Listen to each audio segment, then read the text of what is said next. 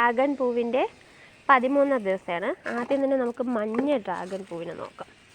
കണ്ടോ, ഈ ഡ്രാഗൺ പൂവിൽ ചെറുതായിട്ട് കറുത്തൊരു പാട് കാണുന്നു. ഇനി ഇത് കേടായി പോകണമെന്ന് ഈ പൂവിൻ്റെ ഇതളൊക്കെ കേടായി പോയി തുടങ്ങി കേട്ടോ.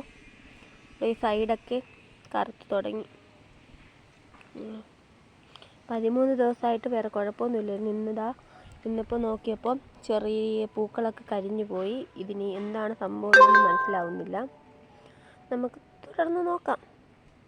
നമ്മുടെ അടുത്ത ഡ്രാഗൺ പൂ കണ്ടാലോ. നമ്മുടെ വലിയ ഡ്രാഗൺ പൂ അത് 13ാം ദിവസമായപ്പോൾ കുറച്ചും കൂടി ഇത്തിരി വലുതായി നിൽക്കുന്നുണ്ട്.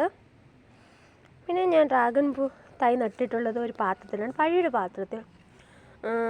ഇതിൽ 3 തൈയോളം ഉണ്ട്.